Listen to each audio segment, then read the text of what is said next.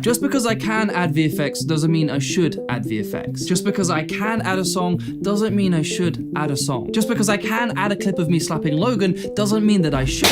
But we could all agree that joke's getting a little bit overdone. Do you see my point? But sometimes we get so caught up on flexing and how great we are as editors that we think adding 1,000 VFX shots and a ton of transitions is good editing. But just because you can add VFX and transitions, should you? Is it actually serving the story? Is it telling me something about the character? Is it establishing a theme? Or are you just doing this so you can show off something on Twitter? Filmmaking is so incredibly exciting, and of course it encourages us to think big. But sometimes thinking big could actually hinder on whether that's best for the story. Sometimes the story calls for small instead of big, or less instead of more. Here's an example. In this video, we're curing 1,000 people's blindness. I was tasked to edit MrBeast's curing 1,000 people's blindness, and I needed to showcase how people experience blindness from all around the world. That's the rule. Well, that's obvious then. Let's just add a VFX animation of the Earth, and so we can all say, hey, that's cool, right? I mean, well, yeah, it's cool.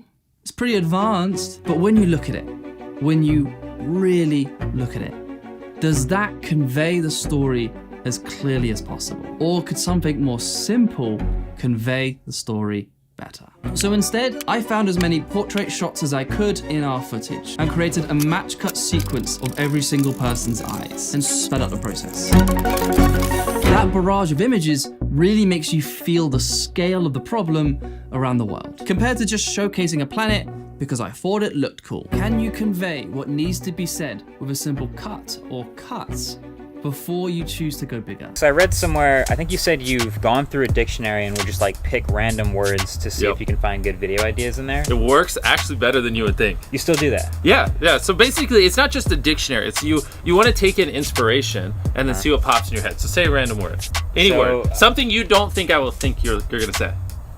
Mannequins. Okay, well, there's mannequins behind us. Okay. So can 1,000,000 mannequins stop a car? Can 10,000 mannequins stop a tank, right? Or what happened? I hate to make them all the same, but what if you put 1,000,000 mannequins on train tracks and try to hit it with the train? What happens? You know? Seems like something you could pull off. The hard part is like what makes it a good, like, compelling video, because people will be curious, but what makes it really good is a challenge. Well, and that's the thing. But the point is, you take in random inspiration, you see what pops in your head, you write them down, and then usually 1 out of every 100 is good. And so that's why I like to flip to the dictionary. Create content like Corden and not Colbert. Listen, there's 2 types of creators in this world. There are Colberts that have talk shows, do monologues, do desk bits, just do the same formats in their chair and don't really experiment. And then you have the Cordens. It's the people who experiment with different formats. We're going to talk about how to do that. They go outside of their studio. If you look at his channel, he has so many more formats, like Spill Your Guts or Fill Your Guts, Crosswalk Musical, Drop the Mic, Riff Off, Flinch, Face Your Mother. And the key here is this. If you have more format, then you have more opportunities to hook a viewer into constructing their own episode. Because YouTube's algorithm will recommend your shorts alongside each other for them to binge. Versus Colbert only has a monologue, the desk week. There's just not as much variety and hooks to speak to different kinds of viewers. And that's where I want to bring this back to my channel and your channel. Because for 10 months of my first year starting this channel last year, I was getting thousands of views because I was basically a Colbert. I was a talk show creator. I was doing monologues, I was doing interviews, and there's nothing wrong with that.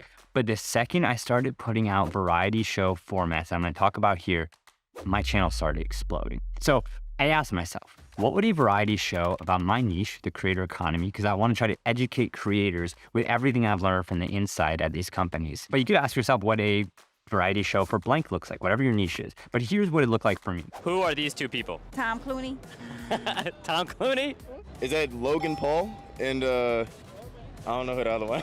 One of my formats was Creators for Celebrities, which basically took a look at this whole idea of, is social media more powerful than traditional media? Creators are more popular than celebrities. So I would ask people, is Logan Paul more popular than Tom Hanks? Is MrBeast more popular than Tom Cruise? And the results were fascinating, both in terms of viewership, but also the answers on the street. And then it just started exploding to the point where Casey Neistat tweeted out that, like, I need his favorite TikTok. In terms of comparing him and George Clooney, which is nuts to hear your favorite YouTuber say that you made his favorite TikTok. And then Graham Stephan would comment about, yeah, he's disappointed in SpongeBob because he doesn't know who Graham Stephan is when I compared him to Bill Gates. Anyways, I did other formats like creator office hours where I answer questions you guys gave me in my DMs, creator tutorials where I try to give editing tips that are more geared towards creators, and a ton of other formats that we're about to put out. But the key is that more formats equals more hooks equals more watch time. One thing I've heard you talk about before is connection. Like what makes YouTube different is the connection to the audience. Yeah, that's our magic. And I think that's, for us, we push a lot of creators to think about the concept of building depth with their audience rather than just sheer width. Yeah. And for us, that comes in the form of very long form conversation. We're able to build depth with our audience through that. And we look at depth and measure depth from the perspective of watch time and AVD, average view duration. I'm curious how you think about measuring connection. I mean, I think personally, it really varies across creator types. I would argue that with short form content, creators on YouTube are able to establish, creators that have leaned into that format. They're not producing, 2-hour, 1-hour conversations, super in-depth conversations like this. They're producing content that's 15 to 30 seconds. But I would argue over some period of time, they can have that depth of engagement with their audience in that format too. Gamers, we have gamers from 10-hour live streams to producing 30-second shorts. And I would argue that that varies from creator to creator. Our podcasters on our platform connect with their audience in different ways than vloggers do it. And so I do think that that's, it's different. My experience is that it's different from creator to creator. And the common thread is that YouTube's the platform that allows you to actually do that in the first place. I mean, we have creators that, have never done anything like a post in between their video uploads. We have creators that lean into that super, super heavily, and that's where their connection and creativity is. And so I would argue to them, and I think this is the way they think about it, is like, it's not just about engagement time on their videos. It's about that interaction that they're having on their posts in between videos. And that's all depth of audience in my mind. Do subscribers still matter, Neil? I mean, you guys know this. And you know how roughly our algorithm works. I mean, I do think that they matter in a whole multitude of ways, right? Obviously, we still have the subscriptions feed. I think that they're an important part of the picture. Yeah, what do you guys think? I mainly just want to know if they're going to remain an important part or if they're going to lessen in significance, because I think that was one of our concerns. What do you think they would? What do you think would change it? I think we've realized that we grew a lot because of shorts in terms of subscribers in 2022, and it didn't feel like there was a heavy direct correlation. It always comes down to, do we make the best video each week? 100%. Yeah. I also think though, the question that I always have is like active subscribers, and we look at returning viewers as a metric of how active is our community. Because again, we're constantly trying to measure the depth of connection that we currently have, right? And that can be quantifiable through average views per video. That can be quantifiable through returning viewers, engagements per video. But subscribers to me feels like the least relevant metric to our depth of connection, because they could have subscribed 5 years ago for something completely different and not be interested. I think it's part of the mix, and I think it varies from channel to channel. I mean, we work with creators. I've talked to many creators who've shifted sort of completely in terms of the nature of the content that they produce. And yeah, in that case, it has a different sort of characteristic versus a creator who's just starting out, for example, or a creator who's been very, very consistent in terms of their format. But, I think that in terms of has their relative importance changed or decreased or increased, I would say that their subscriber counts are still part of the mix in the same way that they've been on YouTube.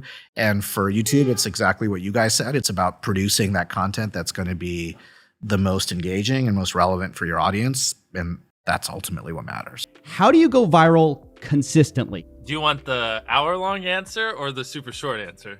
Whatever the true answer is, I guess. Can you say it? And is it short? Is the true answer short? The thing is, I can give you the high level or we'll give you the high level. So essentially for us, the way I like to look at it is if I spend, me and my team spend like 10 times more time than everyone else brainstorming ideas, which we probably at this point spend 100 times more time than everyone else.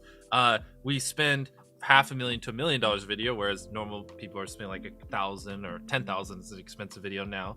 And we just, sometimes we're filming for 3 or 4 days, like 10 hours a day, 30, 40 hours of filming plus months of setup, whereas most creators probably film for a couple hours and set up for a day. I think for us, by always doing all those things, it just distinctively sets it so far apart that it's basically, in my head, it's like, why would you not watch it? You know what I mean? So is this just the meme of like quality content, like quality over quantity? But then you're doing the quantity too, though. It seems like you upload relatively a lot. Yeah. Well, so that's where, I guess, man, you're about to make me just start a college class here on this video. So essentially, yes, at the end of the day, if you boil it down, what YouTube wants is they want people to click on a video and they want to watch it. Like at its core, that's what it is. Now, you can like draw little lines and go as deep as you want into how to get people to click and how to get people to watch. I mean, essentially, by studying the algorithm, you'll learn that you're more studying human psychology, right? What do humans want to watch? What do they find enjoying? Not because anytime you say the word algorithm, just replace it with audience, and it works perfectly. Like the algorithm didn't like that video. No, the audience didn't like that video. Because literally that's it. If people are clicking and watching, then it gets promoted more. And that's literally all the algorithm does is reflect what the people want to a T. And if you deny that, you just make terrible videos and are trying to find a scapegoat. Like, I mean, there's a reason everyone loves YouTube and, spends hours every single day on it. Earlier in the conversation, you talked about a video that you were like, that would be a 1 to 2 million view video. What is the difference between a 1 million view video, a 2 million, a 4 million, 10 million, 20 million? Like you've experienced all of those. Do you know what the difference is? Yeah, when we put a video out, we already have an idea, a pretty strong idea of how it's going to do. Sometimes you do different videos for different reasons. Some video might have a sponsor that you really want to work with, so you do it. One of them might have like a passion project. One of it with tech channels is sometimes just for the core tech fans, because the things that lead you to have the biggest growth aren't necessarily the things that make you a tech channel, right? It's like the better the topic, the wider the funnel is, right? The number of potential people you can get. Everything else is just how well you execute on that, but you're naturally capped at how wide that funnel is. So this is why, like, before we decide we're making a video, it's title and thumbnail, right? Those two things have to pass the test. Right. In the same way that, like, before you sell a physical product, you do market research, right? You make sure there is actually demand for the thing you're about to try and fix the problem for. Because I feel like my life is so easy now. Like, I feel the opposite. Do you not have stress about, like, most creators get this like stress of, is my channel dying? Why didn't my video get more views? Like, I'm guessing in the back of your head, you're asking yourself all those questions every time you upload. Yeah, I would say that used to be my thought process. But I would say for the past year, I've been leaning into the complete opposite of everything that made me successful. And I say that this is going to sound crazy, I think, but like I got successful with running and being valedictorian in my high school and getting a scholarship academically by essentially like not allowing anything but discipline. Work ethic is number one. I have to be successful. It's all pressure. Honestly, it was all desperation. Like if I look back on a visual of like what I was in the past, it was like this guy flailing desperately to be successful, and it worked. I think if any person or animal desperately flails to get its way, eventually I think it will, but it also will be exhausted and it won't be, in my opinion, achieving like its most optimal self. And so for the past year, like since I feel like I've just been blessed with like my channel having a revival with like my Penny series from this past summer, I've like slowed down. I've made my like time horizon increase 10x, and I'm like, dang, I like am in a position right now where I want to create out of love and like gift my audience something, because I feel like in the past I was trying to almost exploit my audience to receive views, receive money, receive attention, validation, and I feel like I've tried to in the past year turn that around to where I'm only giving to them. and I don't have any expectations of like what I'll receive. And obviously I do that with like a certain direction. So I'm going to make conceptual videos because that does well on YouTube. I'm going to make sure that they make sense from a storytelling perspective. And I'm super passionate about thumbnails.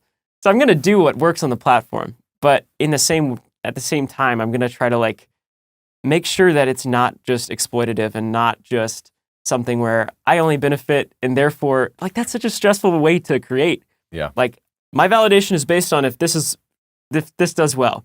Like I'm pre-validating the video. Like I know it's valuable and worthwhile, and that's why I want to give it to the audience. And so for the past year, I've been going under that sort of mindset, and it's freed me so much. And the channel's growing more than ever, which is so ironic, but it's been wild for sure. It's the complete opposite of what I hear a lot of creators say. Yeah. Which is they're so fixated in a video by video, how it's performing, like what is the next video going to be? I'm running out of ideas. Like, it feels like at least the creators that I talk to, the stress level has never been higher, I think, for them.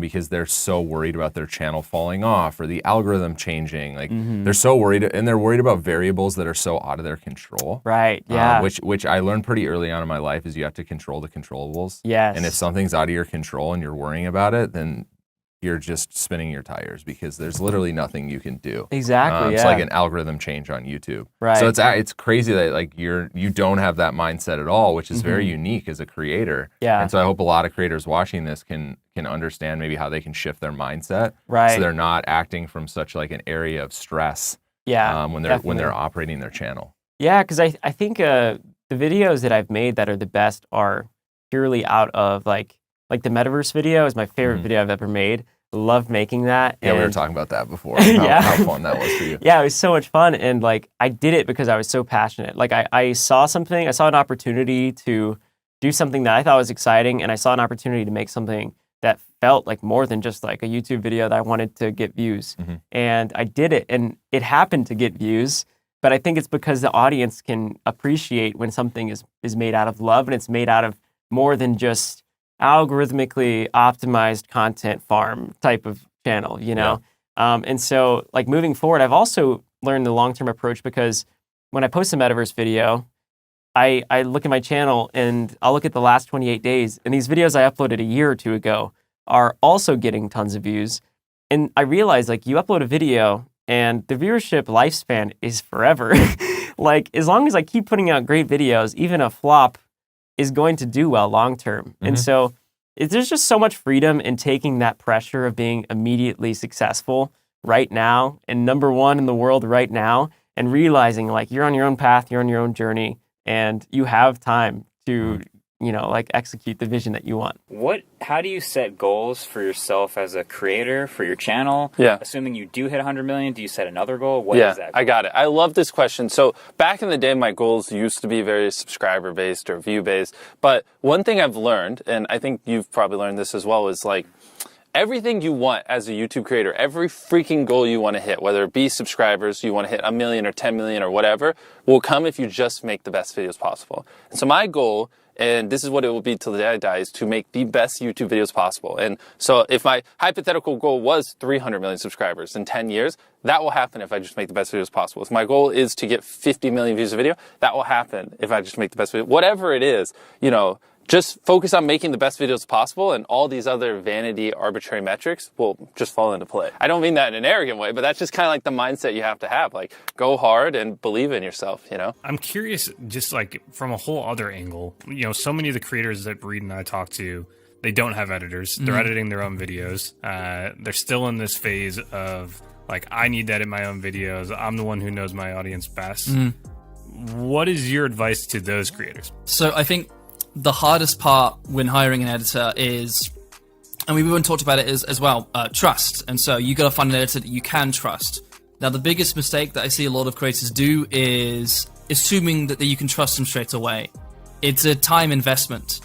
You got to invest in time for you as a creator to communicate to the editor what it is that you want, because you've had the experience. You've figured out how you want to make your content to work.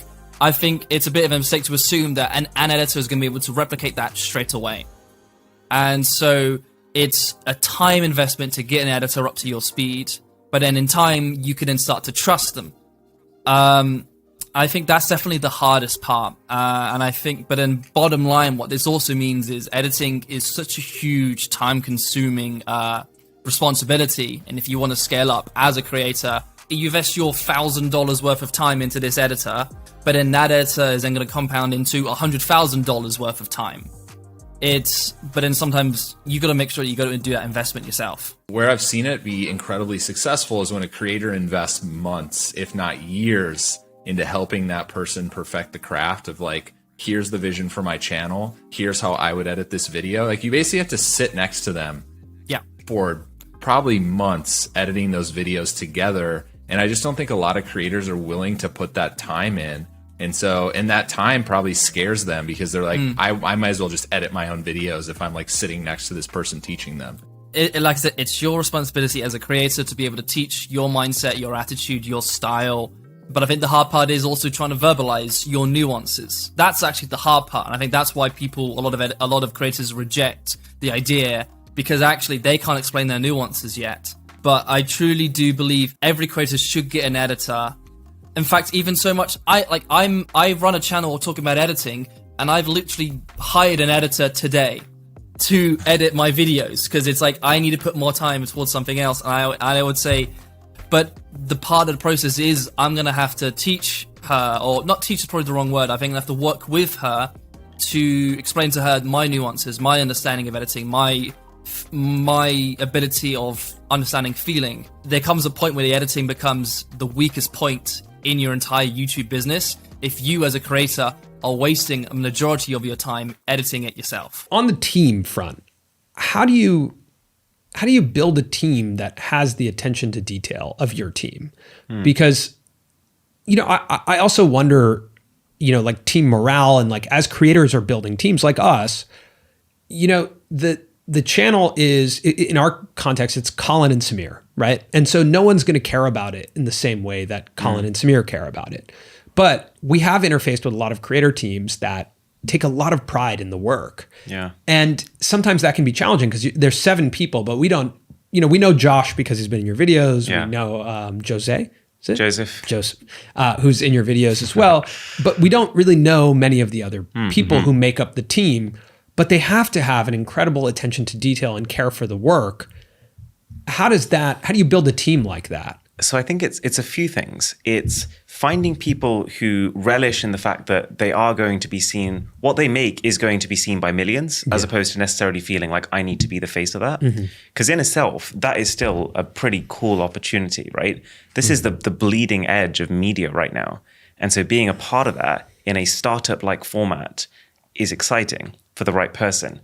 So that's a part of it. But then it's also the way you incentivize people. So right now we have a mission to beat Apple in subscribers. And that's both an external mission and an internal mission. And my team know that when we do that, everyone gets a bonus. So the troops are almost rallied toward this one objective. And I've made it very clear, and I write out a team message every single week to make sure each person can see not just what they're doing, but what each other person is doing. And we make it very clear how each person's role contributes towards that objective, which has a bonus for everybody as a part of it, regardless of what part they're playing in that. So it creates this really like, oh, you need a hand? I'm going to help you do that because I can see we're all going together. That's cool. When people come up to you and they say, Casey, I'm thinking about being a YouTuber. What advice could you give me, a young up-and-coming creator, if I wanted to do what you've done for so many years? Casey, what advice do you give me? I hate that question. I hate it. My response is always why. No, like let's put it's a great response. If you asked me that question, then like let me, like that's a big question. You're asking me to do work right now. Yeah. Why? And if their answer is anything other than like, there's nothing I love more than making videos, or like, I grew up here and nobody knows about X. Like there's some genuine passion, whether it's artistic or sharing a perspective. Anything other than that. If it's like, if the word MrBeast is anywhere in their answer, my response is don't. Yeah. Or Prime or any of that. Yeah. Because that can't be the mission. I got asked this the other day in the airport. I get asked this question sometimes, and it is difficult because like I too want to stress how difficult it can be if you don't love it. this kid came up to me, you know, what advice can you give me? I said, he's like, I want to make videos. I'm an up and coming guy. I said, okay, how many videos have you made? He goes, well, none yet. I'm thinking about starting. I said, all right, kid, you're what, 19, 20? Give yourself 10 years. Give yourself 10 years at this craft, making videos, posting them online, getting made fun of for at least 5 of those years. Easy and then 5. maybe at the end of 10, maybe you'll have a little bit of success. Consistency for me is my general advice for these people, but you are right. It needs to come from a place of like, kind of, this is what I love. It's just how I'm wired. Patience is the other thing I say, because it's a little bit of a fuck you answer. Nobody wants to hear that. No. Like, what's the it's one piece? horrible. Casey, what's the one piece Horrible. of advice? I don't have time. I don't want to stop my skateboard. I just want to roll past you and give an answer. It's always like patience. Yeah. Do you have 10 years to commit to this? And they look at you like you have 3 heads. They're like, yo, I thought MrBeast said, and it's like, nah. It's like, that keep dude's going. been making videos since he was MrBeast had 9. to say Logan Paul's name for 24 hours. I like Jimmy is my favorite example. He's like, no one's done what he's done. And you look at his first videos and it's like, what resources did he have? A shitty webcam. Yeah. And he sat there and watched It's Every Day, Bro, for 12 straight hours. He deserves whatever success he wants in life. Way more than that. 12 hours of It's Every Day, Bro. God bless that man. So at the end of each video, you know, you have the option to put a video that they could watch next. What I would do is add a playlist, because now you have an option to watch several of your videos versus just one video. Why is that important? Because watch time. YouTube is measuring your watch time. And if they see that somebody stuck around for 3 or 4 of your videos versus just one, they're gonna push your content more. Like, oh, this person really likes this creator. Maybe we should push them out more, or maybe we should suggest them more. It's true. So have a playlist instead of one video. I think that does make a huge difference. I will get so many messages where people are like, I'm binging your channel right now. I just binged your videos. This is amazing. I love you. And it's like, you guys are amazing. Thank you for that watch time. But I know too that I set them up so that they could do that easily. Not like in a sneaky way, just in a way where it's like, hey, if you watch this video, I know you'll like these ones too, so let me help you. Make it easy for the people who visit your channel to stay for a while. Make it easy for them to subscribe. Make it easy for them to find more similar content, because they obviously clicked for a reason. Given all the wisdom you have now, if you were to give advice to somebody, or if you were to start over again, you had no money, what would be the first 10 videos you tried to make on a new channel? I guess that's advice for a new person. And nobody knows you. Yeah, nobody knows me. Yeah, like hypothetically, I have a mask on. And you also, I guess, don't have the wisdom. Well, if I don't have what I have in my head, then I would say just fail. Like, just a lot of people get analysis paralysis, and they'll just sit there and they'll plan their first video for 3 months. And I'm any of you listening, if you, especially if you have 0 videos on your channel, your first video is not going to get views. Period. It's not. Your first 10 are not going to get views. I can very confidently say that. So stop sitting there and thinking for months and months on end, and just get to work and start uploading. Like, all you need to do, this applies to people who have not uploaded videos but have dreams of being a YouTuber, is make 100 videos and improve something every time. Do that. And then on your 101st video, we'll start talking, like, maybe you can get some views, but you know, your first 100 are going to suck. There are very freak cases like Liza Koshy or Emma Chamberlain who have really good personalities, and it doesn't take them as many videos. And it's just like people who are 7'5" and making the NBA. Like, yes, there are freak cases you can find, but for the average person like us, you know, who don't have these exceptional personalities and, you know, backgrounds in filmmaking, just make 100 videos, improve something each time, and then talk to me on your 101st video. Well, the improve something each time is the tricky one. How do you improve something each time? The second one, just, I don't know, put more effort into the script. The third one, try to learn a new editing trick. The fourth one, try to figure out a way that you can have better inflections in your voice. The fifth one, try to, you know, study a new thumbnail tip and implement it. The sixth one, try to figure out a new title.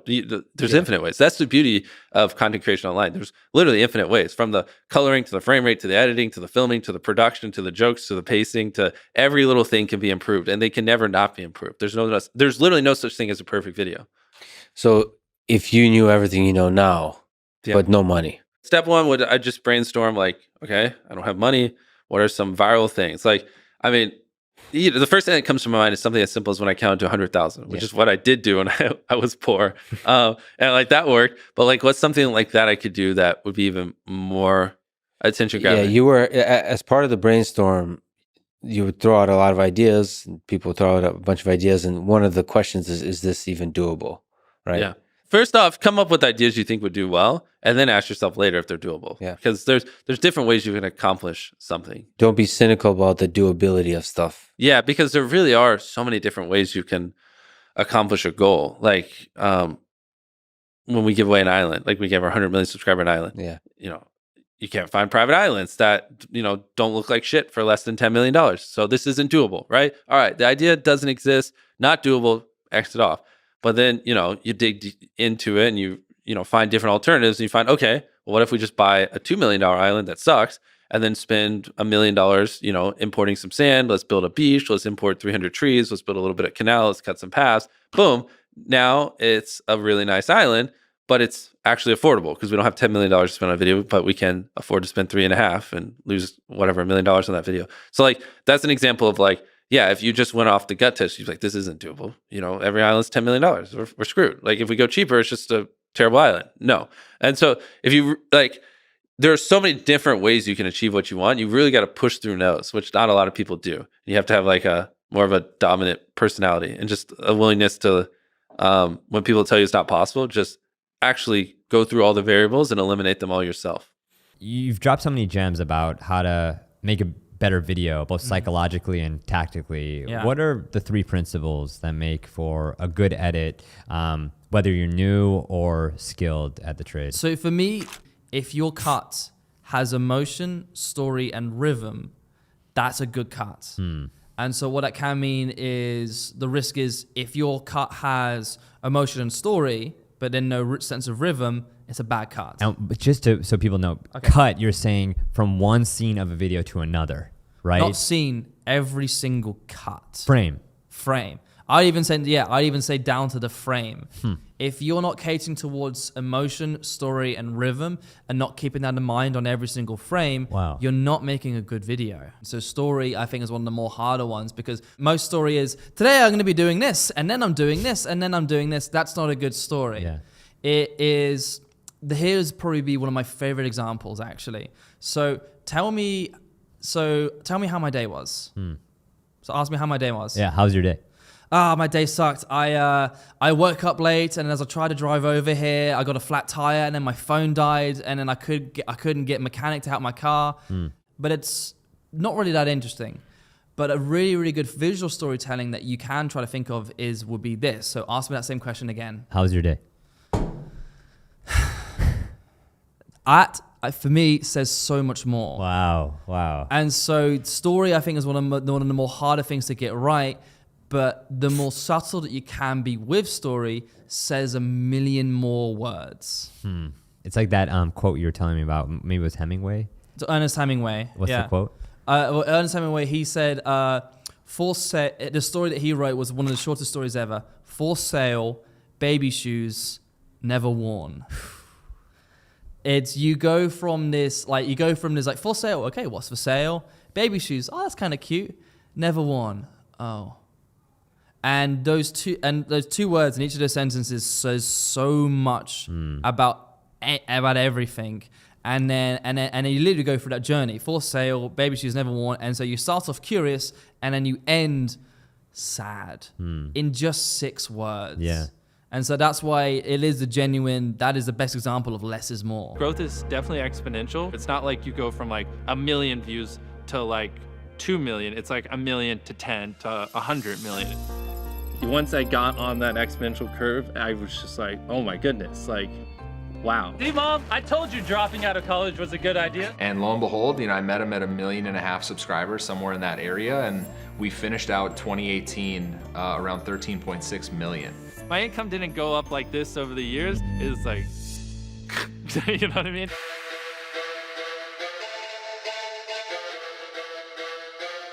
Around that time is where I bought my first designer clothes, like shirts that cost $1,000, which is stupid. And I even bought like a nice car back then as well, because I thought expensive materialistic objects made you cool back then. But then once you have a nice sports car, you realize like it's cool, but like if you have Crohn's or if you have other issues, they don't just go away because you have a nicer car. And to me, a lot of that stuff was overrated. So I got rid of it all and realized like that's just not what makes me happy. I didn't just want to make money. I think if you have a goal in life, right? If you have something you're aiming for, I think it helps you work those longer hours. It helps you pull those all-nighters because you have something that you want to accomplish, right? He really looks up to, Steve Jobs, Elon Musk, Bill Gates. None of them were flashy. That's not part of who they are. What they really care about is changing the world, and I think that's really rubbed off on him.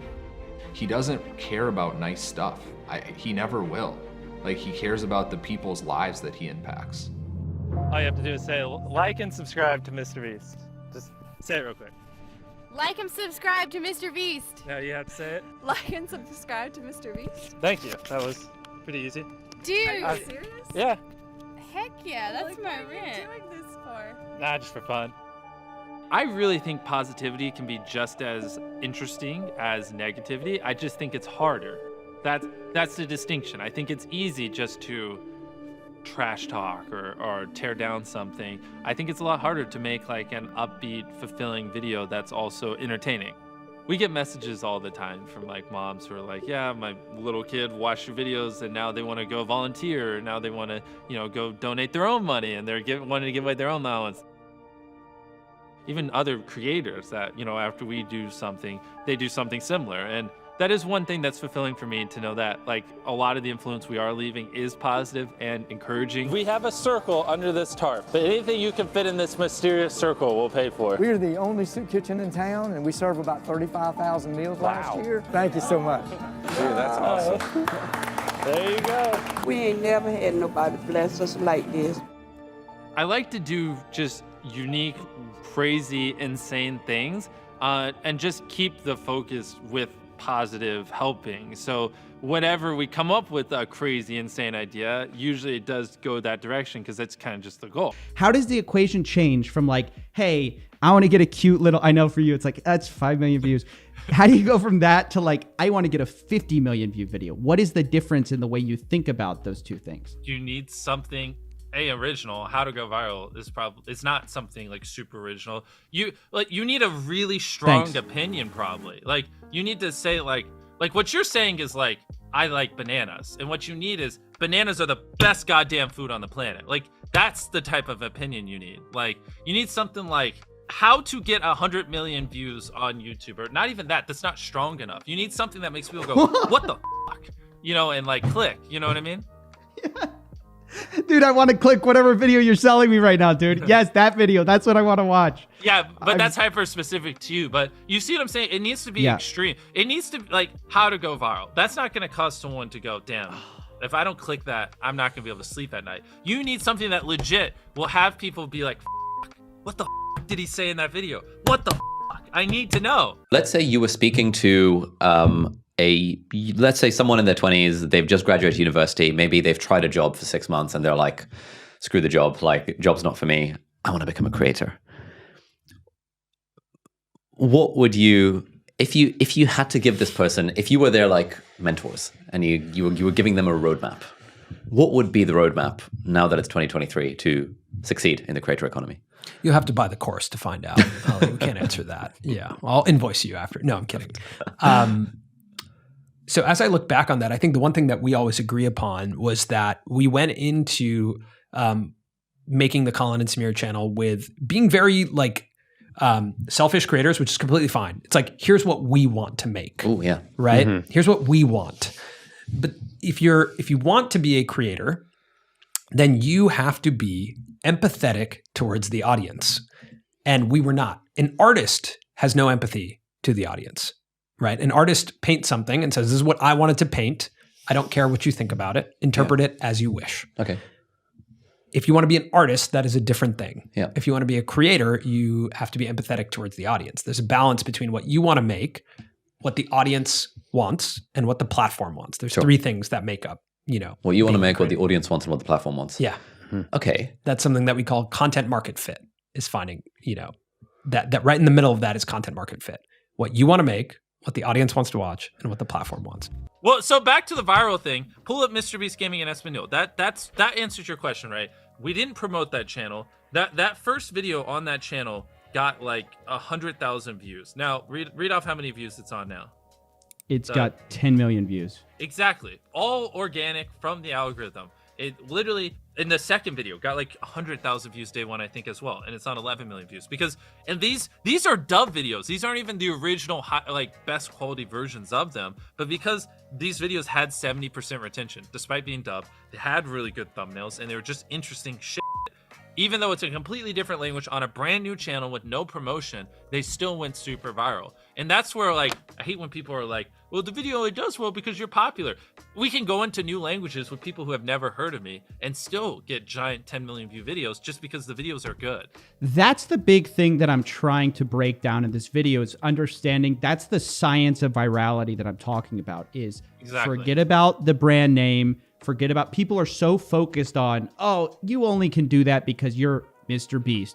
You only can do that because you already have 1 million subscribers. And on my main channel, 1% of my views are from Mexico or whatever. It's none of my views are from South America, right? And on MrBeast Espanol, 1.3% of my viewership's American, and it's all Mexico, Colombia, Argentina. These are people who literally have never even heard of me before, and these videos are still going super viral. It's just about, they didn't have access to you before. Now they can be given 70% retention videos of you, and you just pop off because of it. Exactly. And it's not because they know who I am. It's just because the videos are good. They just are.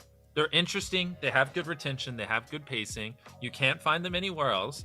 And, the thing I want to leave people with is people think it's like, oh, well, it's all like CTR and stuff like that. But a big thing that everyone underestimates is it's, what was your experience with your last video? If people loved the last video of yours that they watched, they're more likely to watch your next one. And that's something that people take for granted, because we'll get trending, and I'll notice a comment from someone, we'll just pull it in, like Edward Jobs, right? And Edward Jobs will comment, oh my gosh, I've never seen MrBeast before. This was really cool. And then you can search their username 3 hours later, and they'll go, oh my gosh, I just watched 8 videos.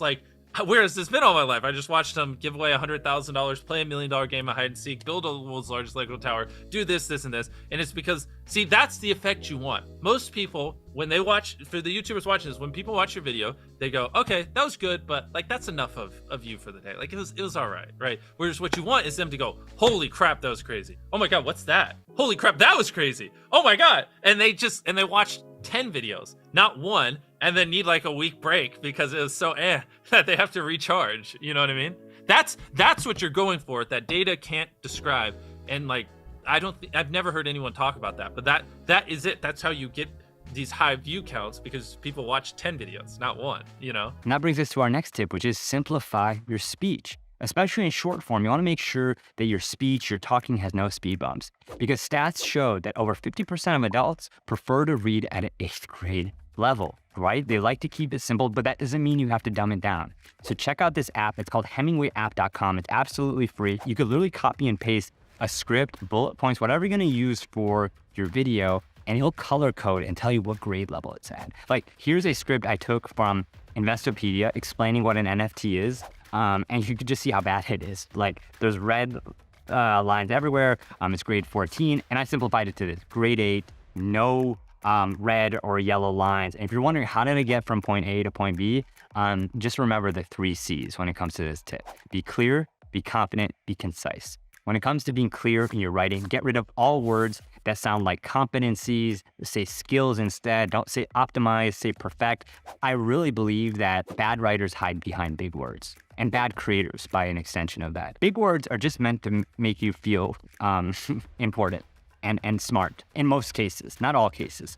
And I think most times you want to think about how can you make your audience feel smart. And another way to do that is just being confident. I think a lot of times, you could say, I think, possibly, maybe in the context of brainstorming, but when you're trying to be an authority on something and teach somebody something, it just undermines what you're bringing to the table. So be confident, get rid of those words. And lastly, be concise, make it digestible. Make your paragraphs as you talk no more than 4 sentences. Make your sentences no more than 25 words, have pauses, and then also no double descriptions. For the love of God, you don't need to say that the room was clean and tidy. The room was clean. Move on. We get the point. From the moment I dropped out of college, that is where I just went all in. I would wake up, work on videos, and then I'd go to bed. That's where I just went hyperdrive. It's definitely where I got really weird with it. And then one day, Chris showed me this anime, and I just couldn't take a break from working to watch it. I was like, how can I make content while also watching anime? As weird as that is. I'm about to count to 100,000. To be honest, no one on YouTube has ever done something that stupid, just counting for 40 hours. Let's 1, 2, 3, 4. It garnered a ton of attention. 1001, 1002, 1003, 1004, 1005, 1006. It's one of my first real viral videos. 76,411, 76,412, 76,414, 76,415, 76,416. And that's where it kind of clicked, if I do interesting things, people will watch. 100,000. What am I doing with my life? He started doing all these kind of crazy, ridiculous, lengthy challenges that nobody had ever done. What's up, guys? Today I'm going to be reading the entire Beat movie script with a little plot twist. Every time the word Beat comes up, I'm going to say all the previous ones. And everybody was reacting to it, and so I think that gave him a really big initial boost in the beginning. Beat. And that's when I kind of just realized that, if I really go all in, I really be creative and unique, and I do things that just no one else would do because they're so hard and take so much effort, right? People have no choice but to watch it because it's just interesting. You know what I mean? How on earth do you even get brand deals? I have a gaming channel with 50,000 subs, averaging 300,000 to 500,000 views a video, with my most watched video, all long form, having 1.5 million views, but struggle to get any brand deals. I don't know if I should hire someone or just wait a bit longer. That way brands think I'm a reliable channel because I've only been doing this for 2 months. Well, trust. Yeah, trust. There you go. So that last point is super important because the numbers are good. Those are great numbers. Yeah. Average viewership is totally worthy of an integration there. But if you've only been doing it for 2 months, brands, even YouTube needs to know that you'll be around on a consistent basis for them to really pay you well with their advertising platform, right? It takes time. Yeah. And that's a bit that's a bit of a hypothesis from us. I don't think we can say that with certainty. But our hypothesis is that YouTube, like any other business would reward consistency. We would think so. Yeah. Like any shop, right? Like any restaurant even, they're not going to be a hit from the first month or the first 2 months. People over time need to trust it. But trust is based on consistency. How consistent are you? So only doing it for 2 months is important, but I would probably try and reach out to some agencies or, management companies, because I do think having representation, while you end up paying commission to them, right? So you're making less money, but you outsource this entire part of making this a career that you might not even be capable of doing, nor does it make sense for you to spend your time on that. So I think having representation is really helpful, especially in the beginning. You need to focus on how to go, you're averaging 300 to 500,000 views a video. That's fantastic. Keep doing that and grow that, and let someone else figure out, if there's deals that you want to make, and you can hand them a sheet of paper that says, these are the types of brands I want to work with. These are the types of integrations I want to do, and if you have a day job or you have something else that's paying the bills, keep that. Yeah. Keep that until the brands you want to work with are coming in the door. That might take more than 2 months. Might take a year. Might take 2 years. Let the channel become something before you get too integrated with brand deals.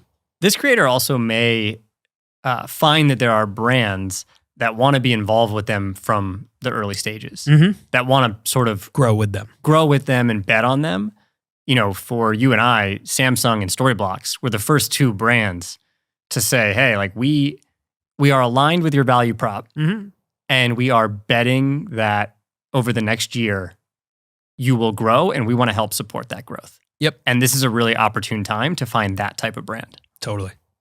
So I definitely think one of the secret weapons I had this year was short form video. Those of you that don't know me that well, TikTok is actually my biggest platform. I've been doing that since the app changed from Musical.ly to TikTok. So when YouTube Shorts came out, I was like, cool, I can do that. I did start posting consistently to shorts, and I know a lot of you found me through my shorts. And what I could see, at least on the back end of YouTube, is that I would have a shorts video go viral, and then these people would want to see more content from me. So then all of my long form videos started to go viral. Right now is the best time to be posting YouTube shorts. Do you hear me? I'm giving you the keys, okay? When an app comes out with a new feature, just in case you didn't know this, if you want to grow, you have to use that new feature. And Shorts is that new feature. And they're going to promote people who are using it because they want to beat their competitors, Instagram Reels and TikTok. So you become an ally to them when you use the features that they want you to use. It's just common sense, you guys. When you want to grow on a platform, you have to think, well, what does the platform want right now? Be logical about that, because as much as I love all of these platforms, they want something from us too, and you need to think about that and see how can you please the platform, because they will then elevate you. Is it fair? No, okay? It's not fair, because I had videos on my channel that sat at 200 views for over a year, and all of a sudden those videos are in the millions now because I just started to please the algorithm. You gotta shake some ass for the algorithm. We need some merch that says shake that ass for the algorithm, because that's what I had to do. Kiss some ass. I want to say I posted like once a day with YouTube Shorts, and that's because I'm already making it on several other platforms, so it's not anything new for me to create. I already do it. But if you're not doing it, it doesn't have to be every day, but I would definitely try to implement it in your posting schedule a few times a week. You can schedule them out, so I would sit down on a Sunday and just book my shorts out for the week, title them. I added 3 hashtags to each one, and I tried to make them as searchable as possible. Again, you never know how things populate with shorts. I have one more question for you, and I feel like I have to ask you because I get the opportunity to sit with you here. If you were CEO of Colin and Samir, what would you focus on right now? That is an interesting. Well, first of all, I'm going to say something very naive, because you guys have probably thought about it a million times more so than me. So, but again, I honestly would come back to, because I get a lot of this. I get these questions from creators regularly, and my sort of kind of point is, and I don't need to tell you guys this because you know this probably better than almost any creator in the world, is it really comes back to connecting with your audience, doing what you really find to be the most fulfilling way to do that. So I'm honestly repeating back some of what you said, which is like that depth of audience, like really building that, establishing that home base is the basis of where all the opportunities come from. And, creators that take their eye off that ball, that's where the problem starts. Is there anything more specific that you think, looking out the next 5 years, knowing that you have an understanding of the vision of YouTube probably best, that we should be thinking about as creators who are committed to YouTube, for the foreseeable future? I think a lot of it is going to come down to, kind of what we talked about in terms of AI. I do think that is going to be a platform type shift in the sense that desktop to mobile was when that happened, meaning that it really is going to change, I think, the creation process, the process by which you connect with your audience. As I said, I think it's going to do that in a way that is positive for creators. It's going to be an enhancement, but it is going to be an adjustment.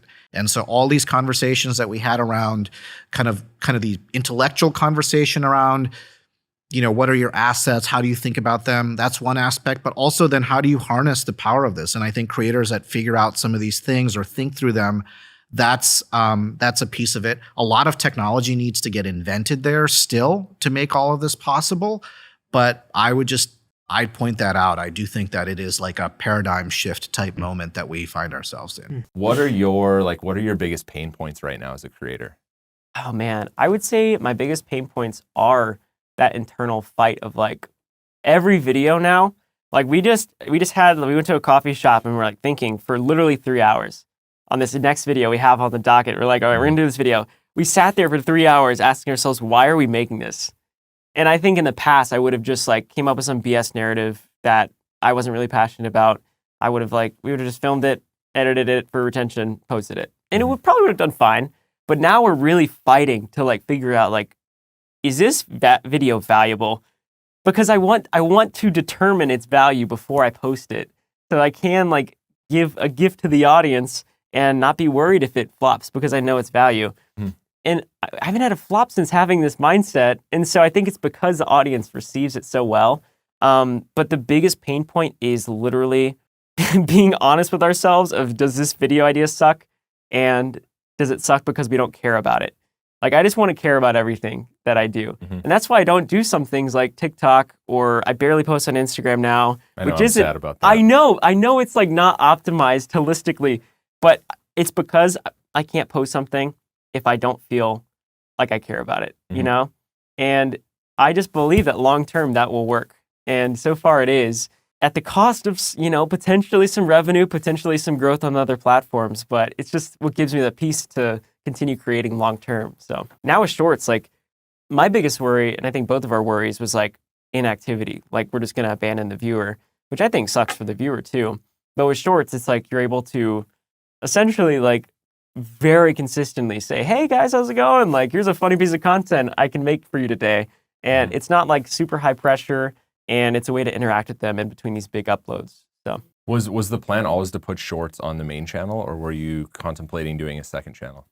Yeah, I never contemplated doing a second channel for Shorts because I just don't see the value of making a second channel that grows and then the main channel, there's separate audiences, I think. I love the idea of the main channel having one identity. I don't want to be this empire or corporation that essentially has content farms everywhere generating revenue. I want to build something which is just me at the end of the day, on my channel. And part of that is okay, with Shorts, am I making these shorts for the audience in a way that is just to get subscribers, or is it a way that actually serves the audience? And I was kind of fighting with that for a while. I was kind of doing the most optimal version of Shorts with text on screen and music and not really addressing the audience. And now I'm kind of exploring more of what would I create if I was just making a short form video for my viewers that feels like my long form videos, but just super condensed. And so now I do that, and it does really well. And I'm not too worried about how they do subscriber wise. I just want to they do get subscribers, which is crazy. But yeah, the Shorts, it's just a way to address the audience in between these uploads. And so the idea of doing second channel just feels pointless for me personally. What's the best advice you've ever gotten? The best advice? He just hit me. I thought we were gonna switch places. I think one thing that I like that helped me is you're crazy until you're successful, then you're a genius. And I think for a lot of people, when you're grinding as a small channel, people think you're too obsessed, you're a weirdo, stop only making videos, get a life, be realistic. People will convince you're out of your mind for wanting to do this, but then once you're successful, they're yo, your drive, your tenacity was great. But it's yeah, well, where was that back then? You know what I mean? I didn't get that when I was a small channel. And so I think you're crazy until you're successful, and then you're a genius.